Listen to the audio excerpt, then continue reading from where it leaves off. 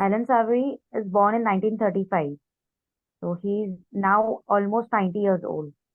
And he's a Zimbabwean farmer. So while I was listening to it, I thought that desertification is indeed a long-term process, and it has been vocal since few years because we have technology which we can through which we can communicate right now.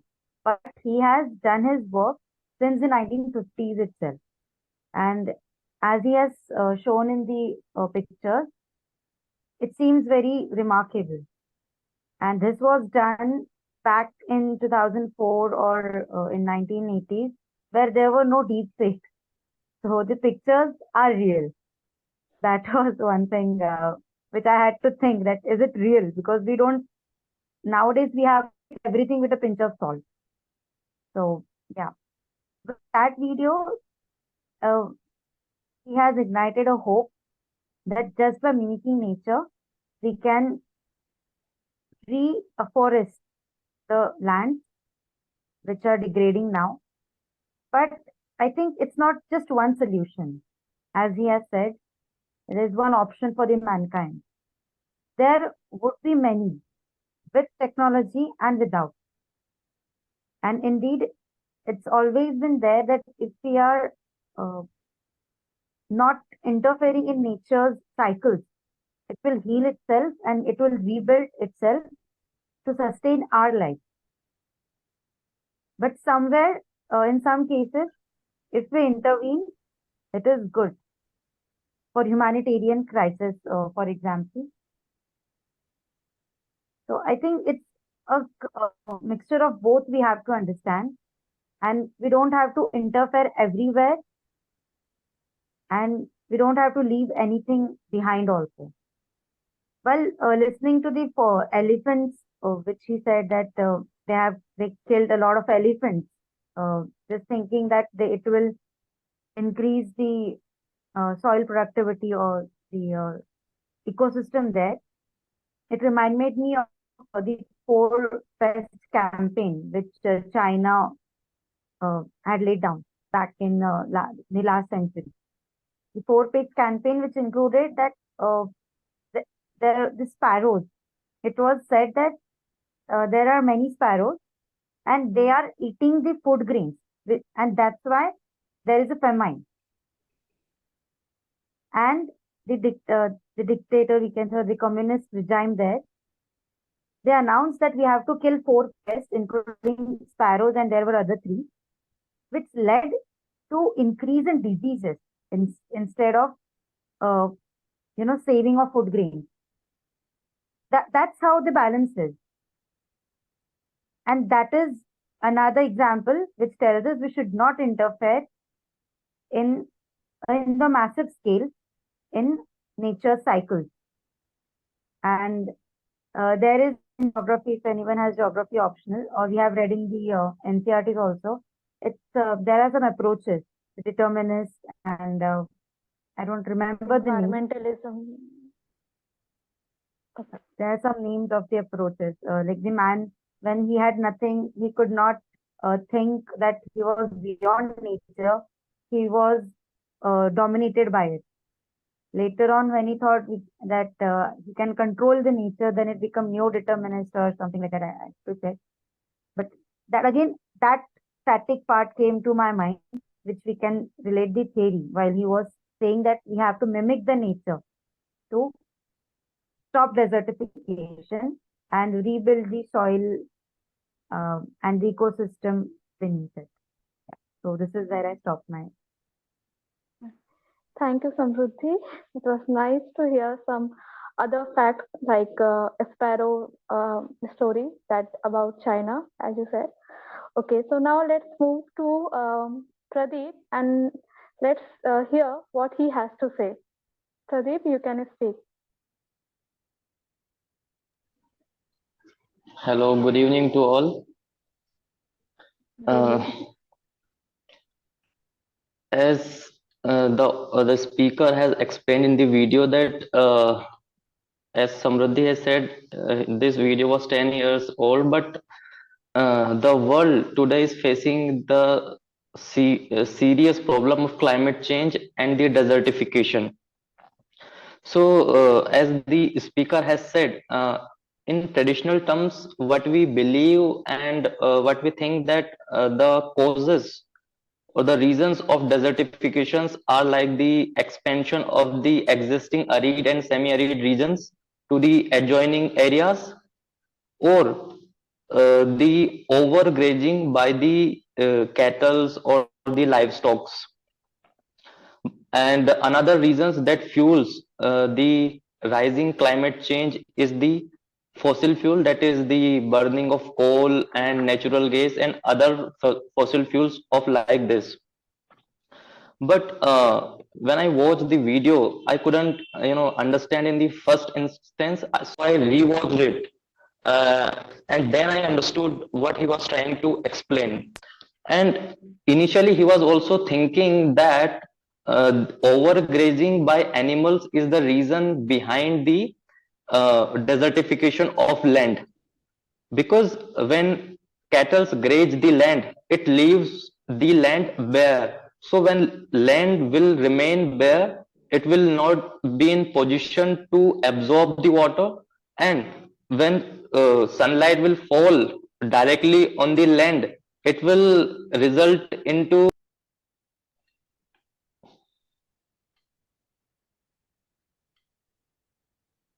Am I audible? Yes, you are. Okay, so it will result into uh, emission of carbon from the land to the atmosphere. But so in that process, as he said, in the Africa, he so means he had to shot around 40,000 elephant in the process to stop the overgrazing of land and to reduce the pace of desertification. But as he said, by the means later on, he realized that overgrazing is not the only reason for the desertification, and even the natural process of grazing by cattle in bulk groups means they will, if they will graze in a herd, that will move faster. So when they will move faster, so though they will graze, but some grasslands will remain, and when they will dung or urinate, so it will uh, cover the land with the remaining grassland or the dung or the urines or whatever that. So it will leave the soil covered, so the moisture will remain in the soil. So when rain will fall on the soil, it will maintain the humidity in the soil, and it will not result into emission of carbon in the atmosphere, and it will be, as he saw in the picture, that over the period of time it will result into an healthy development of the ecosystem or the grassland. And as he also explained that in the, if we take the 1 year as a time period, so in that 1 year period there are months which are we can say humid time where humidity is high, but most of the time the dryness in the atmosphere is high. So this dryness leads to the desertification. So he find the solution of this problem is the grazing of the grassland by the animals in larger flock. So if I explained, it will result into covering of the soil, and it will result in the absorption of the humidity. So it was a kind of very unique experiment. Even I was not aware about this before. So and as he said that we are experiment or we are applying this technique over many hectares of land, so this can be game changing in the problem of tackling climate change and resulting desertification. And as in India, we are also tackling with the problem of desertification. So such type of experiments we can also consider to implement. And the problem of desertification is severely grave, because the population of the world is rising at an alarming rate still, and as he said, it is about to reach around 10 billion. So with the rising population, the demand for food will increase, and the cutting of trees and overgrazing by animals. So this problem of desertification is going to increase. So the solution he suggested is exceptionally unique, and we can actually learn a lot from it. Thank you. Thank you, Pradeep, for your beautiful insight on this topic. And I would request Amarjit to give his insight on this topic of, yeah. Amarjit, you can speak. Good evening, all. Good evening. The video starts with the desertification process that has engulfed the 2/3 of world land, and this process starts in earlier, we can say, the industrial revolutions times, and it is continuing and destroying the thousands of hectares of lands. And as for the speaker view, we say mainly the African and American and the Asian parts of the world is affected by this process. And the livestock are the main components that we considered that they are destroying this land, and desertification. They help in desertification. But after listening this video, the speaker told that the microclimatic management that can be applied on reversal of the climate change. You can say the de-desertification process, and there are two processes. That is a chemical breakdown of the litters or the grasses, and that by the oxidation. And other process is the biological process that is naturally healing the soil. So the soil productivity will increase, and the crop productivity will increase, and you can say the poverty and other problems like violence or social problems, social breakdowns. These problems can also be tackled by this de-desertification. And we can say that there are also many other methods we can use in this de-desertification or climate change reversal, but it is one of the factor.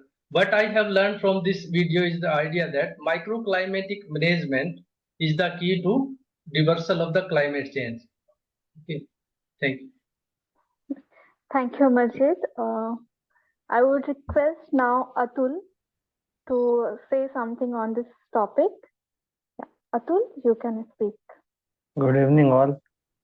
In this video, what I have learned is that the speaker tries to address the issue of desertification through nature-based solutions.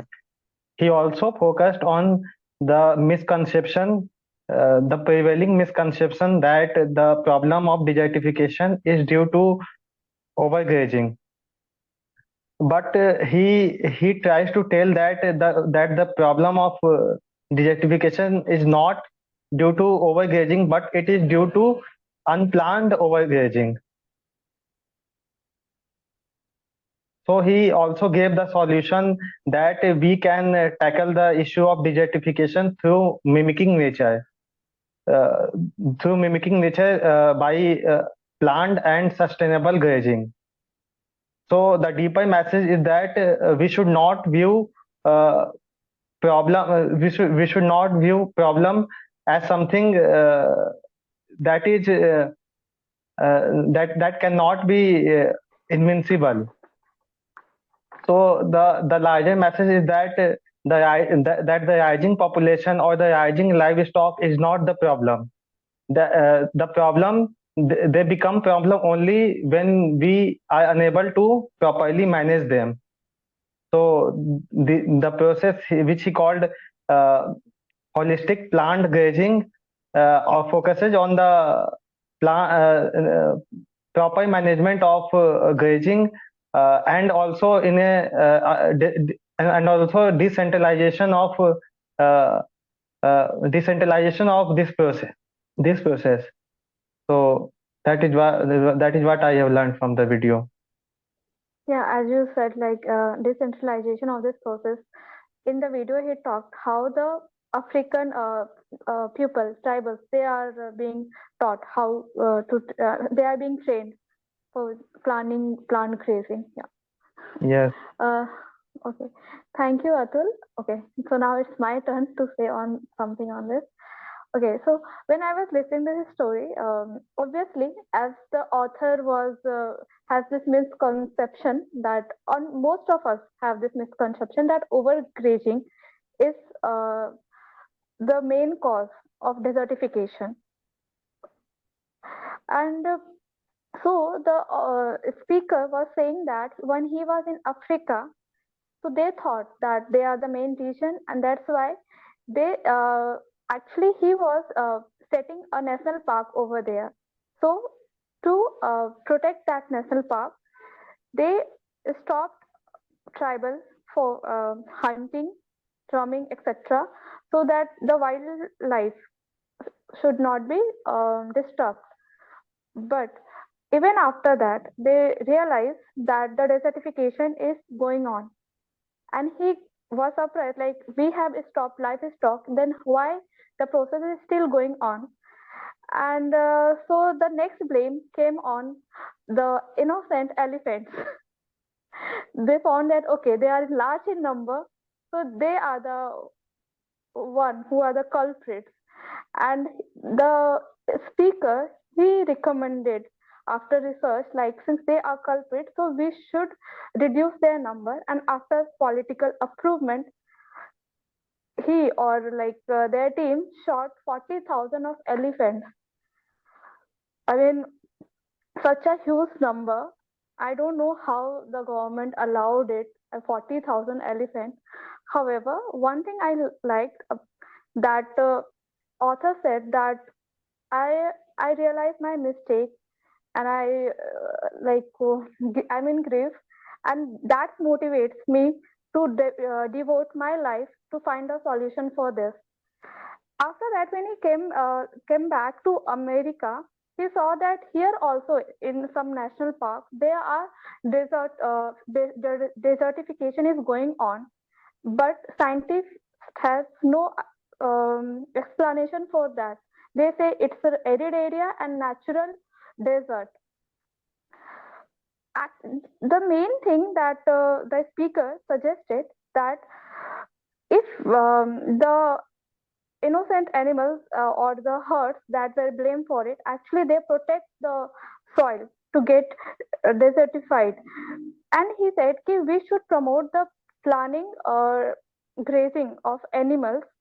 And one thing he claimed that if we could do this for more than half of the desert, we can go back to the pre-industrial level of the carbon amount. And one thing that what he related micro, as Amarjit said, or I think Atul said, like microclimate to macroclimate. Like he gave example, like if we we can bear in a land of 1 square kilometer, so we will find that in dawn it is very cool, and in mid time of the day it is very hottest. So what we are doing, we are somewhere changing the microclimate of that land. And if we are able to do that in half of the land, so we are changing the macroclimate. And that's how climate change is related with this desertification. And by this planning grazing of the animals, we can stop this. It is his assumption, or I'll say claim, that we can go back to the pre-industrial level. But I was also reading down the video, there was a link where critics have raised or debated on his idea, and there was main argument was given that maybe it is true, but livestock are responsible for the main. They are the main cause of the methane gas emission. So somewhere they criticize the speaker on this note.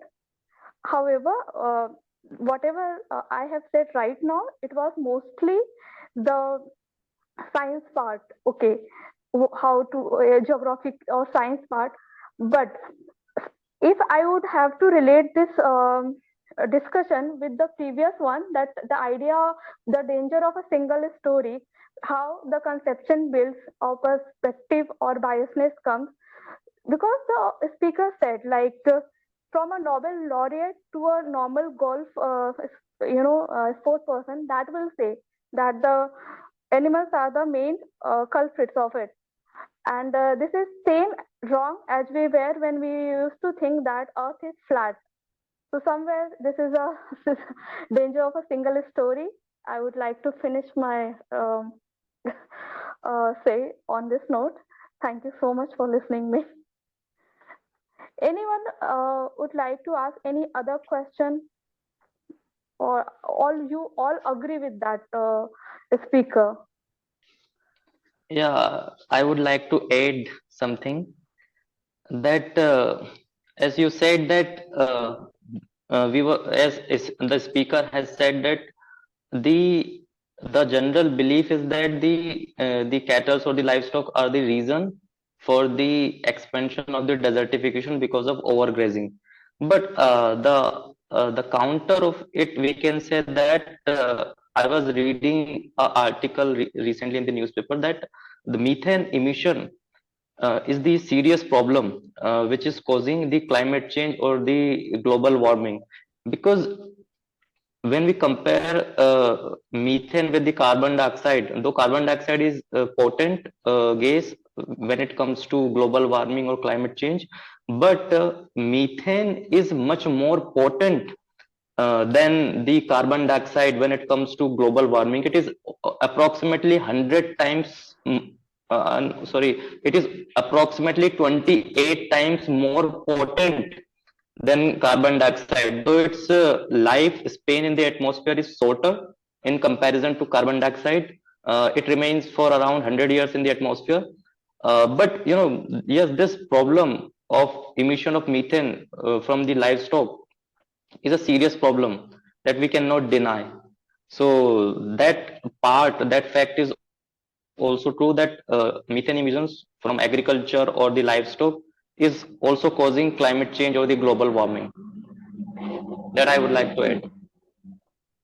I was in this his talk, when I came to know about 40,000 elephants were shot. Like I was really freaked out how like they can do this and on what basis.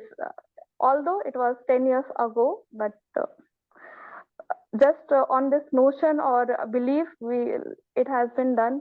So, okay, anybody else But want it to say? is it is the phase of, we can say, the fallacy of the research or the understanding that resulted in the death of the around 40,000 elephants, because that was the misconception that overgrazing was the result of overgrazing is the cause of the desertification. So they came to the conclusion that since overgrazing is the result, sorry, cause of the desertification, then the solution is that we will have to reduce their number.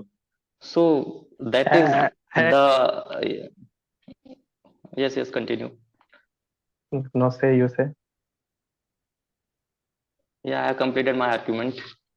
As Komal has said, that that is a consequence of single dangerous side of a single story. So the misconception led to the death of so many elephants.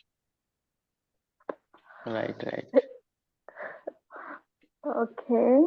Samruddhi, you want to say something further? Just for our answer writing, can we write this in our answers?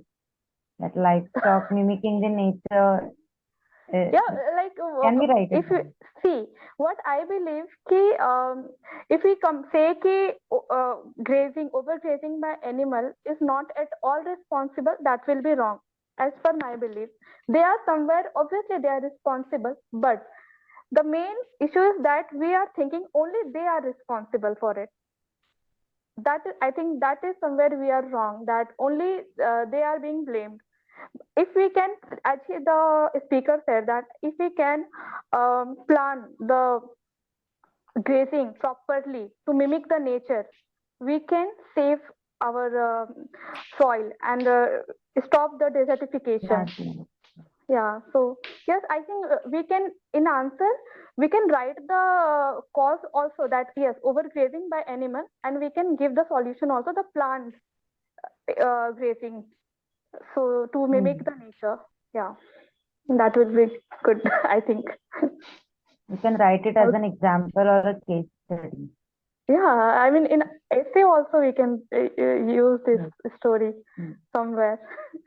At least what I have watched 3 videos right now, and I'm just thinking, okay, I can use these things like the danger side of a single story, the role of capitalism in society, all these things, ethics answer or essay. That is a good content actually. Okay, thank you everyone for joining us today. Hopefully result will come out very soon and we'll meet again. Okay, I'll like call off this meeting right now. Thank you so much. Good night. Thank you. Thank And you. Good night. especially to you, Komalji, because you became the coordinator of the program, and because of you, we are on this platform and discussing this. No, thank you. I should thank you guys because you guys are coming. That's a great thing. Okay. Good night, everyone. Good night. Good night.